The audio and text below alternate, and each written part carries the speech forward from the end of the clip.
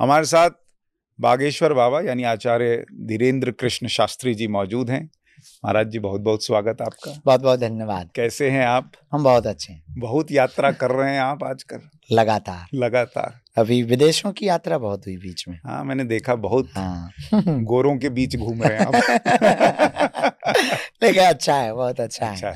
दुनिया को समझ पा रहे हैं। और विदेश यात्रा हमारे नजरिए से तो दुनिया को समझना है। ग्लोबली रूप से भारत के लिए लोग क्या सोचते और भारत दुनिया के लिए क्या सोचता, इसके लिए हम विदेश गए। अच्छा लगा हमें। फिजी भी गए, न्यूजीलैंड भी गए, ऑस्ट्रेलिया भी गए, दुबई भी गए। देखा दुनिया को, वहाँ की सोच को देखा। ह्यूमन राइट्स क्या होते हैं वहाँ जा कर के देखा। हम लोग यहाँ आपस में लड़ भिड़ रहे हैं। ग्लोबली तौर पर क्या होता है उसको बहुत बारीक से हमने देखा, समझ रहे हैं। बाकी अभी उम्र बाकी बची है, देखेंगे। और तो अभी ये पहले इसी से शुरुआत कर लेते हैं, क्योंकि आपकी यात्रा इतनी चल रही है और आप दुनिया को, देश को और जीवन को टॉप एंगल से देख रहे हैं। और आपका चूंकि टॉप एंगल वाले ऊपर वाले हनुमान जी से भी कनेक्शन है, तो आपको ये यात्राओं में क्या सबसे खास चीज नजर आई? कुछ अनुभव शेयर कीजिए। क्या वहां जाकर देखा आपने? हमको वहाँ नियम का पालन करने का जो अधिकार है वो अद्भुत लगा। नियम को सब मानते। जैसे ऑस्ट्रेलिया है, तो ऑस्ट्रेलिया में चाहे प्रधानमंत्री हो, लाइन है तो है। हमारे यहाँ विधायक का भतीजा भी रेड लाइट तोड़ के चला जाता है।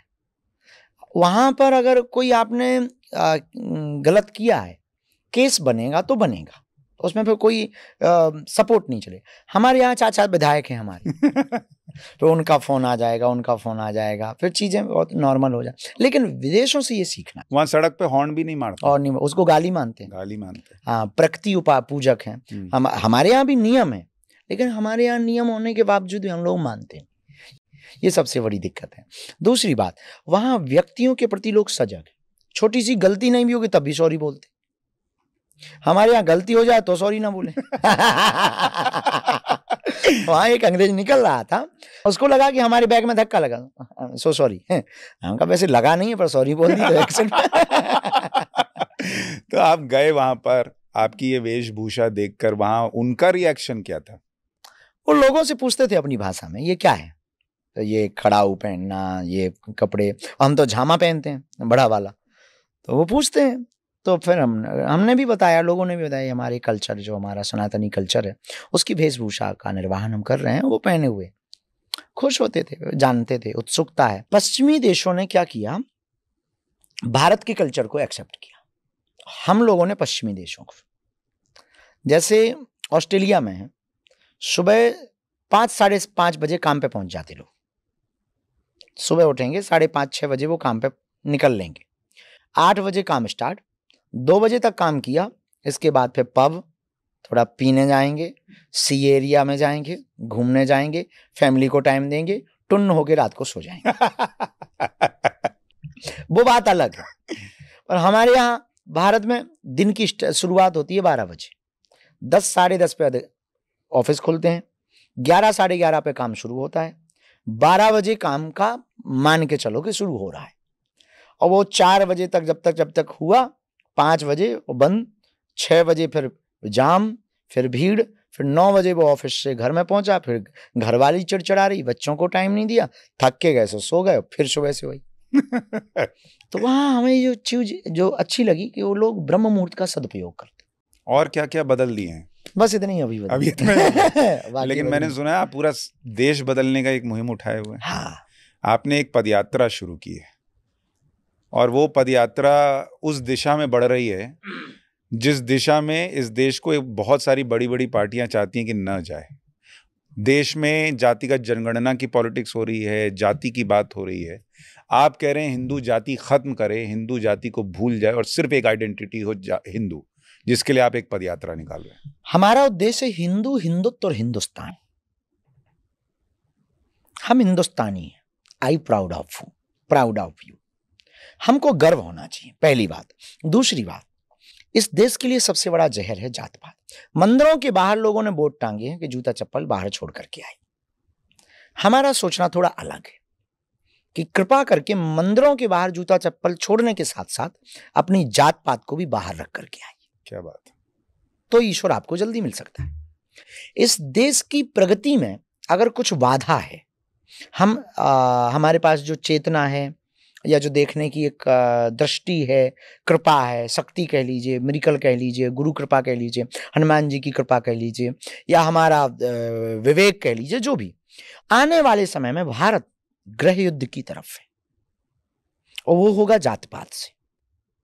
तो धर्म गुरु का अर्थ ही यही है कि अब जहां वो रहे, धर्म की स्थापना के साथ साथ हमारा सनातन कहता विश्व में शांति हो, विश्व का कल्याण हो, विश्व का मंगल हो।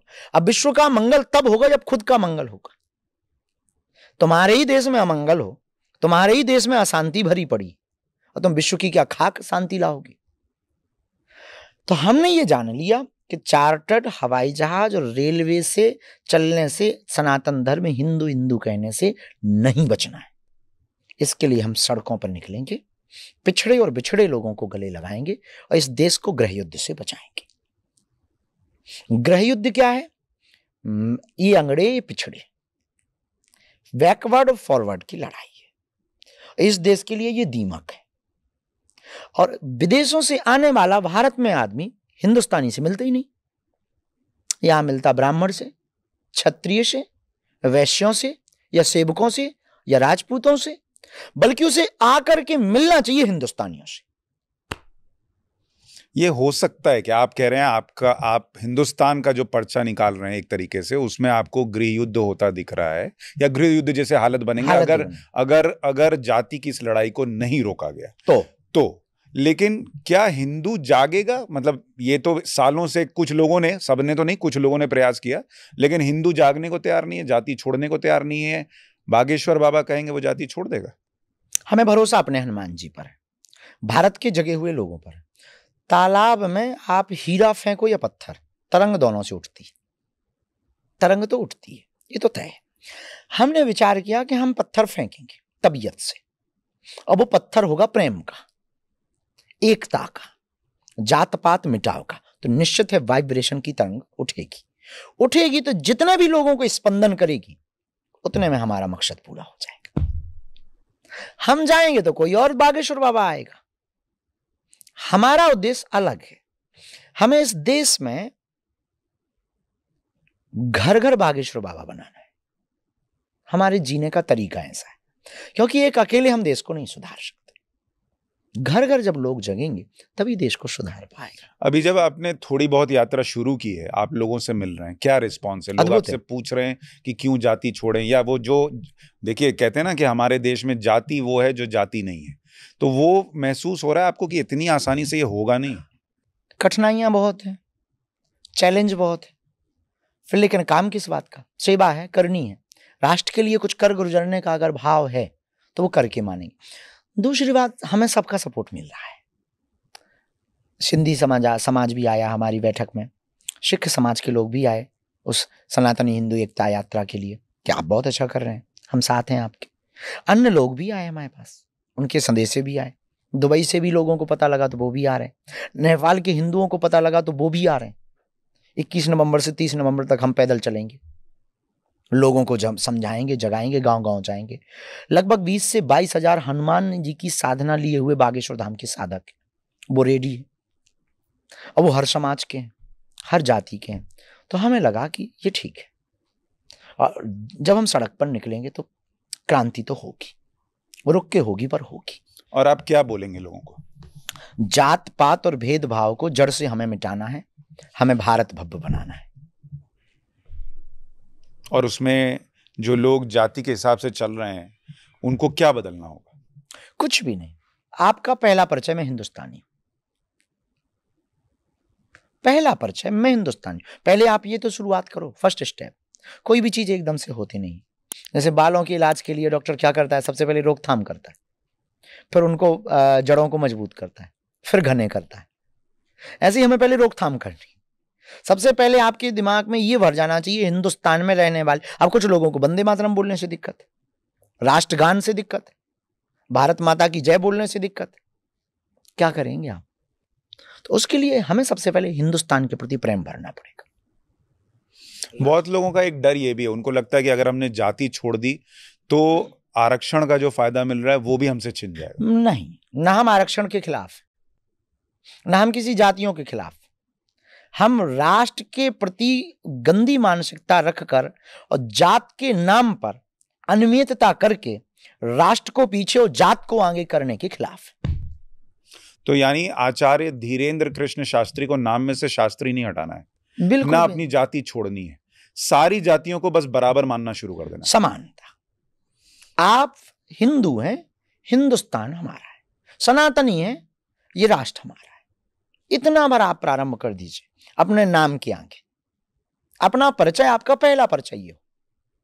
इसमें एक बार चर्चा भी हो रही थी, तो कुछ लोगों ने कहा कि इसमें अगर किसी से सीखना है तो मुसलमानों से सीखना चाहिए कि इस देश में एक बड़ी आबादी है, बड़ी आबादी क्या मैं कहूँगा 99.9% लोग होंगे जिनको पता ही नहीं कि मुसलमानों में भी जातियां बहुत होती हैं, लेकिन पता ही नहीं है। हाँ। क्योंकि उसकी उस तरह से चर्चा नहीं है। हिंदू में सबको पता की जाती है, मुसलमान में जाती है लोगों को पता नहीं। सुन्नी सिया, और उसमें भी तमाम जो हमारी जातियां हाँ। उस तरह से वो बटी हुई हैं। तो ये चीज क्या मुसलमानों से सीखी जा सकती है भाइयों से? बेझिझक। उनका ये चीज तो बहुत अच्छा है, उनका सीधा सा है कि वो मुसलमान है। हम लोगों को यही पता है, ज्यादातर लोगों को मुसलमान है, बस इतना ही काफी है। हम लोगों में ऐसा नहीं। ये पंडित जी हैं, ये छत्री है, तो इन सब चीजों के ऊपर अब हम लोगों को आगे बढ़ना है। हाँ, जैसे किसी से आप मुसलमान से मिलिए तो आप पूछते हैं अच्छा मुसलमान हो, हाँ, अगला सवाल नहीं आता है। हिंदू से जैसे आप अच्छा हिंदू हो, कौन हिंदू, कौन जात, ठाकुर हो, पंडित जी हो, कौन पंडित जी हो, तो कहें शुक्ल हैं। अच्छा कहाँ के शुक्ल हो, गर्ग शुक्ल होगा। फिर लंबा व्याख्यान, फिर सरयू पारी ब्राह्मण है, फिर और गड़बड़। अब हम जैसे हम भी शुक्ल हैं, पर हम तो पहले ही हम आपको बता दें हम हिंदू हैं। तो उसमें लेकिन एक बड़ी दिक्कत ये भी है कि आप कहेंगे जाति छोड़ो, विपक्ष कहेगा जाति पकड़ो, किसको सुनेंगे फिर? हम विपक्ष के ना पक्ष में है ना विपक्ष में, किसी के भी हम विपक्ष में, हम राष्ट्र के पक्ष में। हमें नहीं लगता कि इस देश में किसी को इस बात से इतराज होगा, उल्टा सपोर्ट करेगा। किसी को अगर दिक्कत होगी तो हम ये मान सकते हैं कि उसे राष्ट्र की उन्नति में आनंद नहीं आ रहा है, क्योंकि ये ना तो किसी के पक्ष में ना विपक्ष में। नहीं, आप कहेंगे बोलो हिंदू हैं। हाँ। राहुल गांधी आजकल सब जगह पूछते हैं तुम्हारी जात क्या, बताओ तुम कौन जात हो, तो वो तो कंफ्यूज। महाराज जी कह रहे हैं हिंदू बोलो, राहुल गांधी घुस के पूछ रहे हैं जात बताओ। हम कहते हैं आप हिंदू भी मत बोलो, आप हिंदुस्तानी हो ये बोलो। हम हिंदुस्तानी, हम सनातनी, यही बोलो ना। अगर हिंदू से भी दिक्कत है आपको, आप सनातनी हो, हिंदुस्तानी बोलो। हम उनका कुछ कह नहीं सकते कि ये किस उद्देश्य से यह वार्ता करते, क्योंकि हम कभी भी राजनेताओं की उस पर कमेंट्स नहीं करते हैं। वो अपना उनका उद्देश्य होगा, हमारा उद्देश्य क्लियर है। लेकिन आपको लगता है ये जो आप अभी हाल में बात भी हुई कि भारत बांग्लादेश जैसे हालात में चला जाएगा, क्या ये सोच कुछ लोग लेके चल रहे हैं कि भारत में बांग्लादेश जैसे हालात बने, और क्या उसके लिए हिंदुओं को तोड़ने का प्रयास और तेज हुआ है बीते कुछ वक्त में? जोड़ने का प्रयास भी तेज हुआ है, दोनों पक्ष हैं। बीते समय में कुछ लोगों ने गलतियां शुरू कर दी, जैसे अब कोलकाता के उस कांड को ले लें जो रेप हुआ है, फिर मर्डर हुआ है, और उसमें अभी तक एक परिस्थिति ये निर्मित है कि अभी क्लियर नहीं हो पा रहा है, हालात बिगड़ते चले जा रहे हैं। बल्कि कानून अगर सख्त हो, स्त्री, नारी, बहन, बेटी हमारे इस देश में, भारत में, सनातन के देश में भोग्या नहीं है, पूज्य है। देवी स्वरूप हम मानते हैं। देवी स्वरूप मानते हुए भी हम यह निंदनीय कार्य, अमानवीय कृत्य, और फिर भी कोई कार्रवाई ठोस दिख नहीं रही, तो निश्चित रूप से अभी भी राक्षस इस देश में। उनसे बचने के लिए कठोर कार्य भी प्रारंभ किए जाने चाहिए, कठोर कानून भी होना चाहिए, उनको फांसी दें। आपने कोलकाता की पहली बात तो हम सुनकर के चौंक गए कि जिस देश में डॉक्टर को भगवान कहते हैं, नारी को देवी कहते हैं, उस देश में यह घटना होना, ग्लोबली रूप से आप पूरे विश्व की एक दृष्टि से देखें तो बहुत ही विचित्र। यूं कहें कि शुगर से परहेज, रसगुल्ला खा रहे, ऐसी बात। दूसरा रिएक्शन ये था कि अब वो कोई भी हो, उसे छोड़ा ना जाए, क्योंकि वो भी किसी की बहन है, किसी की बेटी है, किसी का परिवार है, किसी के आंगन की दुलारी है। जैसे रक्षाबंधन आवे तो रक्षाबंधन पर उसके परिवार पर क्या बीती होगी। अभी रक्षाबंधन गया, क्या बीती होगी, और विचार करो कि वो हमारे तुम्हारे परिवार से होती तो क्या बीतती। तो अभी भी इस देश में शैतान बहुत है, उन शैतानों से भारत को बचाने के लिए हम लोगों को जागना पड़ेगा, और जागेंगे तभी जब जात पात का बंधन टूटेगा और हम सब एक होंगे। आपके हिसाब से ऐसे लोगों को क्या सजा मिलनी चाहिए? फांसी। पर उसमें बहुत टाइम लगता है, निर्भया केस में इतने साल लग गए। स्पीड होनी चाहिए, जल्दी, तथ्यों को देखकर, निर्दोष को छोड़कर दोषी को फांसी। आप बातें बड़ी स्पष्टता से जब कहते हैं, आपको लगता है आपके बहुत दुश्मन खड़े हो रहे हैं? हो गए कर रहे हैं अपने अपने हिसाब से, वो तैयारियां कर रहे हैं अपने अपने हिसाब से, वो छलांगे लगा रहे हैं। अच्छा, आप तो लेकिन बहुत कुछ देख लेते हैं, और जब आपके पास बड़े बड़े लोग आते हैं, मान लीजिए मतलब मैं तो देखा हूं जब बागेश्वर धाम गया हूं कि पैसे से पैसे वाला आदमी और बड़े से बड़े नेता भी आपके पास आते हैं, और हर कोई जानना चाहता है कि आपको क्या दिख रहा है। अब मान लीजिए कोई बड़ा नेता, बड़े पैसे वाला या बड़े पद पे कोई व्यक्ति आपके पास बैठा है जिसके बारे में दिख रहा है कि बहुत गड़बड़ मामला है, फिर आप क्या करते हैं? बोल देते हैं। जैसे बिना नाम लिए किसी की घटना बताइए जिसके मुंह पे बोला और बेचारे को। कोई बैठा था अभी कुछ दिन पहले ही की घटना है। अच्छा, इतना बताइए, नेता था कि इतना बिना नाम लिए बताइए? नहीं, वो थे कोई। अच्छा, क्या कोई थे, वो बैठे थे, चाय वाय भाई, लोगों ने परिचय कराया, टीम थी, पुलिस थी, परिचय हुआ, बहुत अच्छे आए, बहुत स्वागत है आपका, धाम आए, हमें बहुत अच्छा लगा। तो हमने कहा अकेले में बात करोगे सबके साथ? अकेले में बात की, हमने सबको ये इशारा किया, अपनी टीम को किया, चेले जो थे उन्होंने उनको कहा चाय रख दो, जाओ। दरवाजा बंद हुआ, हम कहा और बताओ, उपद्रवी बहुत हो। मतलब महाराज? हम कहा उपद्रवी बहुत हो। हम समझे नहीं महाराज। अरे क्या समझे नहीं, 3-3 लुगाइयां जो रखे हो, अब वो एक जो फैल गई है, कल अगर उसने न्यूज में बोल दिया तो तुम्हारी जो 2 ऑलरेडी हैं वे और बोलेंगी, फिल्म पिट जाएगी। तुम्हें शर्म नहीं आती अपने मन से? और उसके बच्चे का वो फीस क्यों नहीं जमा कर? पसीना पसीना कुर्ता हो गया। AC 18 नंबर रहती, हमने पहले ही करवा रखी। देखिए, हम पत्रकार आदमी हैं, अब हमने ये पकड़ लिया कि उसके साथ सिक्योरिटी थी और वो कुर्ते में था, मतलब था तो नहीं था। अब ये नहीं हम कह सकते। तो ऐसे, लेकिन कुर्ता तो सब कोई पहन सकता है। लेकिन ये बताइए कि जब ये सारी चीजें आप करते हैं, अच्छा अभी आप विदेश गए, अच्छा आप दुबई भी गए, वहां मुसलमानों के देश में आप गए, इस्लामिक राष्ट्र, वहां पे क्या माहौल था? अच्छा था, खूब अच्छे से स्वागत किसी ने नहीं कहा कि आप तो मुसलमानों से नफरत करते हैं, ऐसा कुछ नहीं? उन्हें पता है हम सत्य बोलते हैं, जो है सो सामने है, फैक्ट बोलते हैं, बिना तर्क के नहीं बोलते। तर्क है तो बोलते हैं, क्योंकि हम उनके खिलाफ नहीं है, मुसलमानों के। हम केवल अमानवीय कृत्य के खिलाफ, हम पालघर के संतों को मारना, हम रामचरितमानस को जलाना, ऐसे जो कृत्य करते हो उनसे लोगों के खिलाफ, अब चाहे कोई भी हो। आप ये नहीं कह सकते हो कि केवल अब आपकी कौम के भर इंसान है, बाकी काफिर। फिर मानवता का गुण कहां गया? फिर कहां गया? आप वंदे मातरम क्यों नहीं बोलेंगे? जिस देश का खा रहे उस देश का क्यों नहीं गाएंगे आप? भारत माता तो सबकी माता है, फिर तुम्हारी क्यों नहीं है? तुम्हारी चाइना माता है क्या? तो जो है वो तर्क है, बिना तर्क के नहीं हो। लोगों को लगता है कि ये बच्चा दिल है, बचपना है, टीवी पर आने के लिए स्टंट करता है, ऐसे ही बहानेबाजी कुछ भी बोल देता है। तर्क है, बिना तर्क के हम बोले भी नहीं। और उस तर्क में आप कह रहे हैं, मतलब जो मैं समझ पा रहा हूं कि उसमें भी राष्ट्र प्रथम है, कि भैया देश के लिए अगर तुम समर्पित हो, तुम हिंदू हो, मुसलमान हो, सिख हो, ईसाई हो, फर्क नहीं पड़ता। हमारे हिंदू वाले वार्ता पे कभी भी हमने ये नहीं कहा कि मुसलमानों देश छोड़ो या ईसाइयों देश छोड़ो, सबको यहीं रहना है। राम का राष्ट्र है, भारत माता सबकी है, इस देश को आजाद कराने के लिए सबने योगदान दिया, हम स्वीकार कर रहे हैं। लेकिन अगर सबका राष्ट्र है तो सब बिगाड़ो भी तो मत, बनाने के लिए चलो ना। फिर बात वही उठती है जो हमने अभी आपको बोली, अब पुनरावृत्ति की जरूरत नहीं कि आपको राष्ट्र से दिक्कत क्या। तो जब कोई ऐसे कृत्य करता है तब हम बोलते हैं। आप गजवा ये हिंद कहो तो अच्छा, हम भगवा ये हिंद कहें तो बुरा, तो हम उनके खिलाफ नहीं।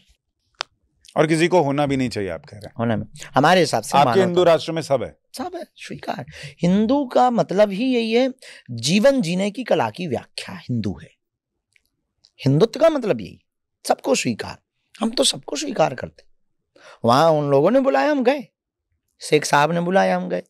स्वागत किया उन्होंने, बुर्ज खलीफा लिवा गए। अच्छा, अद्भुत स्वागत किया, अद्भुत प्रेम तरीके से स्वागत किया। पाकिस्तान में भी चर्चा हुई।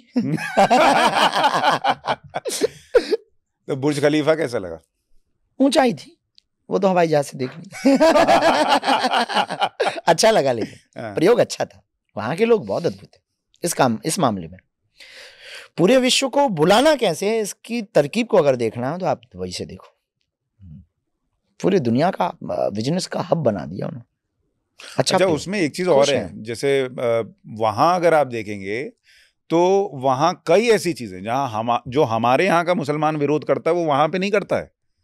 यही बात, यहाँ वाले जो हैं वो ज्यादा विरोध कर जाते हैं कई बार। अति कट्टरता बेकार है, राष्ट्र के प्रति कट्टरता होनी चाहिए। जब ये देश सनातनी है तो है, उसमें कोई किंतु परंतु ही नहीं। महाराज जी, कई बार लोगों को ऐसा लगता है कि हिंदू को अग्रेसिव होने की जरूरत है, क्या आपको ऐसा लगता है? नहीं, हम इसके भी खिलाफ।